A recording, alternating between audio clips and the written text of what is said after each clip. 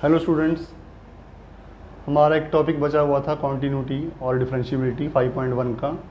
तो वो आज मैं आपको मतलब देखते हैं इसमें क्या होता है। बाय डेफिनेशन था, मैंने आपको पहले कहा था कि 13th चैप्टर था हमारा 11th क्लास में, लिमिट्स एंड डेरिवेटिव, उसी पे बेस्ड है ये। देखते हैं कि आज कोई क्वेश्चन लिखता हूँ, फिर शायद के लिए आपको याद आ जाए कुछ ना। एक क्वेश्चन लिख लेते हैं इसका हम। 5.1 में फंक्शन है हमारे पास, स्प्लिट कर रखा है किस वैल्यू पे ऊपर, 2 पे है, 2x+3, ठीक है, और x less than equal to 2 और 2x-3 और x ग्रेटर देन 2, ठीक है। ये हमारे पास एक काम करते हैं, इसी में कॉन्टीन्यूटी, इसी में डिफरेंशियबिलिटी दोनों में चेक कर लेते हैं, ठीक है, आराम से। पहले कॉन्टीन्यूटी याद है आपको क्या की थी 11 में? हमने दो चीज़ें फाइंड की थी। एक लेफ्ट हैंड लिमिट फाइंड की थी, लेफ्ट हैंड लिमिट, एक राइट हैंड लिमिट फाइंड की थी। ये दो चीज़ें हमने फाइंड की थी, ठीक है। लेफ्ट हैंड लिमिट कहाँ पे? जहाँ ब्रेक कर रहा है, 2 पे चेक करते हैं।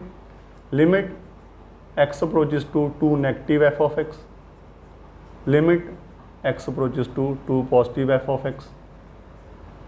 और चलो इसी की बात करते हैं। पहले इसमें क्या करते थे? Put x is equal to 2 minus h where h approaches to 0। इसमें put x is equal to 2 plus h where h approaches to 0। तो ये बन जाएगा लिमिट h, याद है ना इतना को ना, limit h approaches to 0 f of 2 minus h, limit h approaches to 0 f of 2 plus h, ठीक है। अब 2 माइनस h इस पर होगा हमारे ना, लिमिट h अप्रोचेस टू 0, जहाँ हमारे पास वैल्यू x है, जहाँ पे x है वहाँ क्या पुट कर दोगे आप? 2 माइनस h प्लस 3, और ऐसे यहाँ पे लिमिट h अप्रोचेस टू 0, 2 से आगे जाना है आपको, 2 ब्रैकेट में 2 प्लस h माइनस 3। अब h को डायरेक्ट 0 पुट, काम ब्रैकेट ओपन कर लो, 2 है ना, ऐसे कर लेते हैं। लिमिट अभी बढ़ी है हमारी h अप्रोचेस टू 0, यहाँ भी ब्रैकेट ओपन कर लो, 4 प्लस 2h माइनस 3। अब यहाँ अगर मैं h को 0 पुट करूँ तो क्या वैल्यू आएगी? 0 बन गया ये वाला पार्ट ना, 4 प्लस 3 7, और यहाँ h को 0 पुट किया 1, बराबर आ रहे हैं? नो, ठीक है। अगर लेफ्ट हैंड लिमिट आपकी राइट हैंड लिमिट के बराबर नहीं आ रही तो हम क्या कहेंगे? Function is not continuous at x is equal to, क्योंकि वो देखो कॉन्टिन्यूस का मतलब बेटा एक फ्लो है ऐसे, ठीक है। अगर हमारा एक फंक्शन एक ऐसे जा रहा है हमारे पास वैल्यू, ठीक है, तो इस एक ट्रेंड जा रहा है इसका ना, अगर ये ऐसे जाते जाते एकदम से डाउन हो जाए और ऐसे कुछ हो जाए ना, बढ़ रहा है कम हो रहा है, इसका मतलब फंक्शन वहाँ पे कॉन्टिन्यूस नहीं है।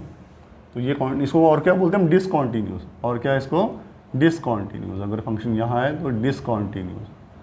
एक चीज़ और करते हैं, मान लो अगर मैं इसको लिखूँ, ये हमारे पास क्या आ रहा था? 7 आ रहा था ना, अगर मैं इसको 5x-3 कर देता हूँ, ठीक है, मान लो ये 5x-3 करता, 5x-3, तो ये कितना बनता? 10 प्लस 5h-3।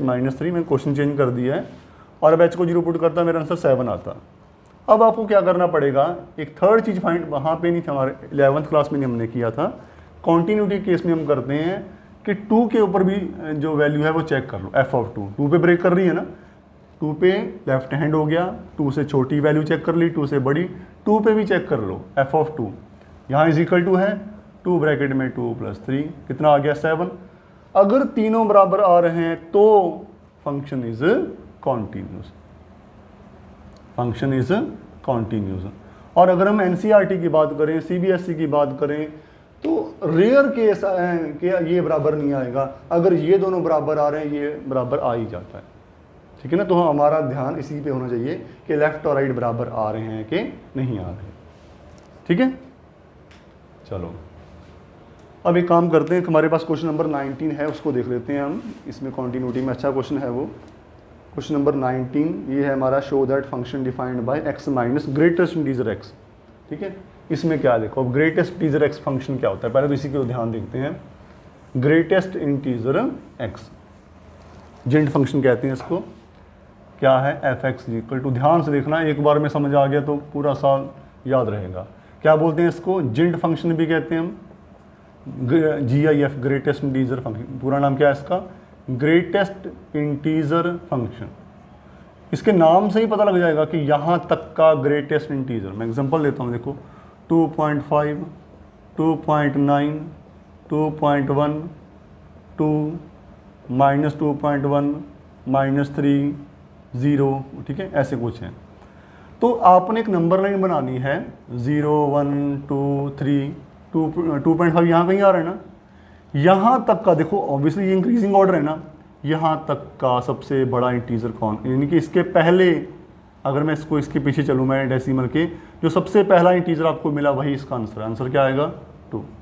2.9 में भी राउंड ऑफ नहीं करना, चाहे बिल्कुल एंड में ही है, आपने लेफ्ट में ही आना। आंसर क्या आ रहा है इसका, इसके पहले कौन सा इंटीजर है, 2.1 से भी पहले 2।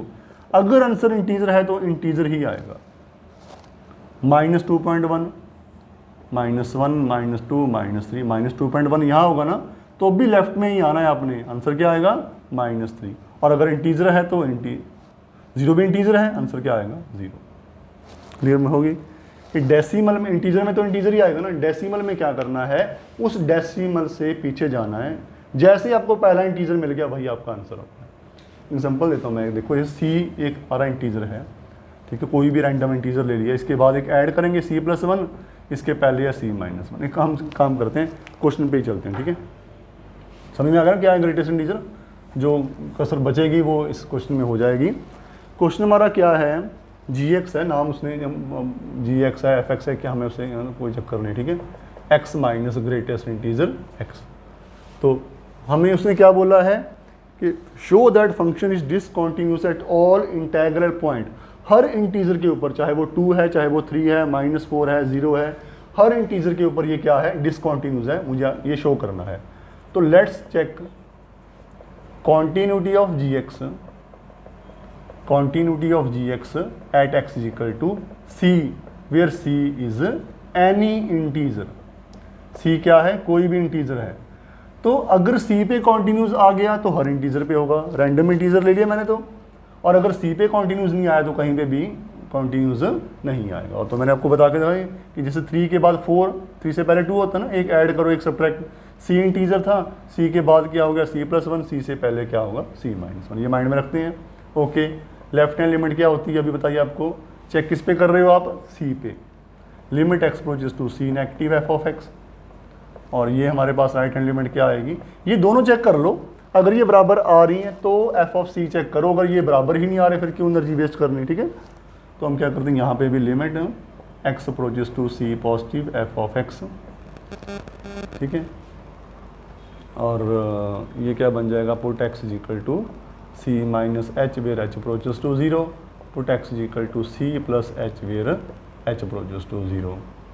अब इसमें हमारे पास हो गया limit h approaches to 0 f of c minus h, limit h approaches to 0 f of c plus h। तो सब में ही आएगा, ये आएगा, ठीक है। ओके, चले आगे। अब देखो एक ही फंक्शन है ना, सेपरेट नहीं कर रहा, तो यहीं पे वैल्यू पुट करनी है, x की जगह c माइनस h दोनों में, ठीक है। लिमिट h अप्रोचेस टू 0, बाहर क्या पड़ा है c माइनस h, ब्रैकेट में रख लेता हूँ मैं, ये ग्रेटेस्ट इंटीजर में है c माइनस h। इसकी बात करें तो ये क्या आ गया c प्लस h और माइनस में c प्लस h, ठीक है। c माइनस h, h क्या छोटा सा नंबर ना, c में से कुछ माइनस किया यहीं आओगे ना, ठीक है। अगर मैं c में से कुछ माइनस करूँगा, h माइनस कर दिए, छोटा सा नंबर आएगा ना, तो मैं c से थोड़ा पीछे आऊँगा, ये हमारे पास है। इसका ग्रेटेस्ट इंटीजर, आंसर इंटीजर ही आएगा, आंसर क्या आएगा, सिर्फ इंटीजर, 3 इंटीजर थे हमारे पास, इसके लेफ्ट में कौन सा इंटीजर है, c माइनस 1, ठीक है। तो c माइनस h तो हमारा यही पड़ा, इसका आंसर क्या आ गया, c माइनस 1, ठीक है।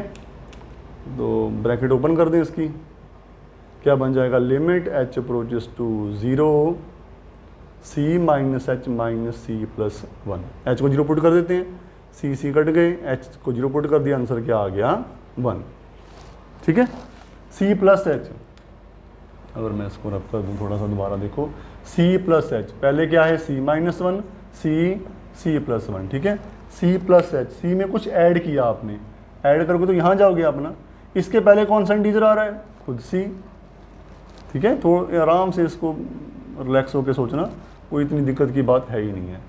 और h को 0 पुट करोगे, आंसर क्या आएगा 0। क्या बराबर आ रहे हैं, नो। तो therefore since f(x) is not continuous at x is equal to c, therefore function is not discontinuous at all integral point. At all integral points. ठीक है, हो गया हमारे पास। एक और काम करते हैं, डिफरेंशिएबिलिटी भी देख लेते हैं इसकी ना। डिफरेंशिएबिलिटी किसी में एक टॉपिक है हमारे पास डिफरेंशिएबिलिटी, तो हमारे पास ये कंप्लीट हो जाएगा। बाकी आप प्रैक्टिस कर लेना इसकी। कई बार इसमें क्वेश्चन में कंटिन्यूटी में ऐसा होता है कि आपको फंक्शन कॉन्टिन्यूस दे रखा होता है और के की वैल्यू फाइंड करने को दी होती है, तो बस क्या करो, लेफ्ट हैंड लिमिट को राइट के बराबर कर दो। ठीक है, 2 3 आपके पास है ना लेफ्ट हैंड लिमिट। अगर बात करें हम left hand limit is equal to right hand limit और is equal to F of, जहाँ पे आप चेक कर रहे हो तीनों बराबर होते हैं, तो उनमें से कोई 2 आप ले लो जो डिफरेंट हो। तो खुद सोचो ना, अब यहाँ पे अगर हमारे पास ये उसने फंक्शन दे दिया, हमारे पास है, एग्जांपल देता हूँ मैं। एग्जांपल हमारे पास है ये देख लो के कॉस एक्स। मैं सॉल्व नहीं करूँगा इसको, आप ट्राई करना, फिर मज़ा आएगा। और ठीक है, ऐसे तो सारी इंट्यूशन जो क्यूरोसिटी ख़राब हो जाएगी। X not equal to pi by 2 और 3 वैल्यू है जब एक्स पाई बाई 2 है। तो बेटा ऑब्वियस है ना कि लेफ्ट हैंड लिमिट देखो, जब पाई बाई 2 नहीं है, जब पाई बाई 2 नहीं है तो भी ये फंक्शन है, पाई बाई 2 से आगे तो भी। बस पाई बाई 2 के ऊपर वैल्यू क्या फंक्शन की, एफ ऑफ पाई बाई 2 क्या दे रखा है आपको 3। तो लेफ्ट को राइट, अगर मैं लेफ्ट को राइट के बराबर रख दूं तो के और के कट ही जाएंगे, वैल्यू आंसर कहाँ से आएगा हमारा। तो यहाँ मैं क्या करूँगा, लेफ्ट हैंड लिमिट को या किसी एक को, लेफ्ट या राइट एक फाइंड कर लो, उसको एफ ऑफ पाई बाई 2 यानी कि 3 के बराबर रखोगे और आपका आंसर आ जाएगा। तो आपकी जानकारी के लिए मैं बता दूँ, अगर आप कोई भूल गया हो, limit h approaches to 0 sine h upon h की वैल्यू क्या होती है 1। और अगर हमारे पास ऊपर 2h था, ठीक है, 2h अपॉन h था, तो 2 से डिवाइड 2 से मल्टीप्लाई सेम चीज़ आएगी, तो इसकी वैल्यू क्या आएगी 1। और ठीक है, और हो सके तभी मैंने आपको ये 5.1 पहले नहीं करवाई थी, क्योंकि आपको इसके लिए 11th की जो नॉलेज है वो थोड़ी ज़्यादा होनी चाहिए आपको। तो अगर आपको फिर भी दिक्कत आ रही है 11 का वो चैप्टर देख लो दोबारा आप, और नहीं है तो फिर मेरे को दोबारा बताना, फिर मैं कुछ और करता हूँ इसमें। ठीक है, अब हमारे पास टॉपिक क्या है, डिफरेंशिएबिलिटी। डिफरेंशिएबिलिटी में हम क्या देखते हैं, इसमें हम एक फंक्शन पकड़ लेते हैं, कोई भी एक ना फंक्शन लेते हैं। हमारे पास एक मान लो कोई भी है, जैसे अगर हमने लिया 3x + 1 x लेस देन 2 है ना, और 5x माइनस क्या कर रहा हूँ मैं 3 + 3 2 6 7 बनेंगे ना, और वही हाँ ऐसे कर लेते हैं ना, x greater than equal to, यहाँ ग्रेटर देन 2 कर लें, 10 और 3 7 3 2 6 और 7। ठीक है, कॉन्टिन्यूस तो है हमारे पास। डिफरेंशिएबिलिटी की बात हमारे पास है, तो हम डिफरेंशिएबिलिटी में क्या करना है, आपको 2 चीज़ें चेक करनी होती हैं। 2 चीज़ें हैं, लेफ्ट हैंड डेरिवेटिव और राइट हैंड डेरिवेटिव। पहली बार कर रहे हैं हम, फर्स्ट प्रिंसिपल याद है आपको 11th क्लास का, सेम वैसा ही कॉन्सेप्ट है, लेफ्ट हैंड डेरिवेटिव और right hand derivative. Left hand derivative की वैल्यू क्या होती है, limit h approaches to 0, limit h approaches to 0, कहाँ पे चेक कर रहे हो 2 पे, f of 2 minus h minus F of 2 upon इन दोनों का डिफरेंस देखो, 2 माइनस एच और 2 का माइनस एच, देखो 2 माइनस एच और 2 का डिफरेंस क्या है माइनस एच, याद रखना है इसको। Limit h approaches to 0 F of 2 plus H minus F of 2 upon इन दोनों का डिफरेंस क्या आएगा h। बस अगर ये बराबर आ गए तो डिफरेंशिएबल है, नहीं है तो डिफरेंशिएबल नहीं है। ठीक है, 2 minus h, limit h approaches to 0, 2 minus h यहाँ पुट करेंगे ना, मैं डायरेक्ट कर रहा हूँ देखो, 3 ब्रैकेट में 2 minus h plus 1, f of 2 is equal to वही था ना, 3 ब्रैकेट में 2 प्लस 1। आई होप के समझ में आ रहा है आपको, अगर नहीं है तो पॉज करके आराम से इसको देखो, कोई दिक्कत नहीं। 2 प्लस एच है यहाँ पे ना, 5 ब्रैकेट में 2 plus H minus 3, F of 2 यानी कि 3 ब्रैकेट में 2 प्लस 1 होल अपॉन एच, कितना बनेगा 6 माइनस 3h प्लस 1 माइनस 3 2 या 6 और 7 बन गया। नीचे हमारे पास क्या पड़ा है minus h, limit h approaches to 0, यहाँ क्या हो गया limit h approaches to 0, 10 plus 5h minus 3 और 3 2 या 6 और 7 माइनस, ठीक है, अपॉन हमारे पास क्या आ गया h। तो 6 और 1 7, 7 माइनस 7 कट जाएंगे ना, ये क्या बचेगा माइनस 3h कट जाएगा ना। अगले स्टेप में क्या करोगे, माइनस से माइनस, h से h कट गई, आंसर क्या आ गया 3। ठीक है, यहाँ पे 10 में 7 कट गई ये भी ना, 5h अपॉन h, आंसर क्या आ गया 5। क्या लेफ्ट हैंड डेरिवेटिव और राइट हैंड डेरिवेटिव बराबर आ रहे हैं, नो। अगर left hand derivative right hand derivative बराबर नहीं आ रहा तो फंक्शन क्या है, नॉट डिफरेंशिएबल। ठीक है, नॉट डिफरेंशिएबल। अगर बराबर आ जाए तो डिफरेंशिएबल। तो लास्ट बस इसमें सम अप कर लेते हैं इस चीज़ को हम, कि अगर कोई फंक्शन कॉन्टीन्यूस है, याद रखना, तो वो हो सकता है वो डिफरेंशिएबल हो और हो सकता है वो डिफरेंशिएबल ना हो। बट अगर कोई फंक्शन कॉन्टीन्यूस नहीं है ना, तो वो डिफरेंशिएबल बिल्कुल नहीं हो सकता। ठीक है, इसका मतलब एक और अगर देखा जाए, जो फंक्शन डिफरेंशिएबल है वो पक्का कॉन्टीन्यूस होगा, और जो फंक्शन डिफरेंशिएबल नहीं है हो सकता है वो कॉन्टीन्यूस हो और हो सकता है वो कॉन्टीन्यूस ना हो, क्योंकि कॉन्टीन्यूस के बाद भी पता नहीं ना वो डिफरेंस। अब देखो ये कॉन्टीन्यूस है लेकिन ये डिफरेंशिएबल नहीं है, तो हो सकता है वो कॉन्टीन्यूस हो और हो सकता है वो ना हो। करेंगे इस चीज़ को ध्यान से। अभी मैंने आइडिया दिया है, ट्राई करो। एक वीडियो इसके ऊपर और बनाएंगे, इसके डिफरेंट क्वेश्चन जो बोर्ड में आते हैं, ठीक है, तो उसके बाद फिर हमारा क्लियर हो जाएगा। थैंक यू वेरी मच, शाबाश।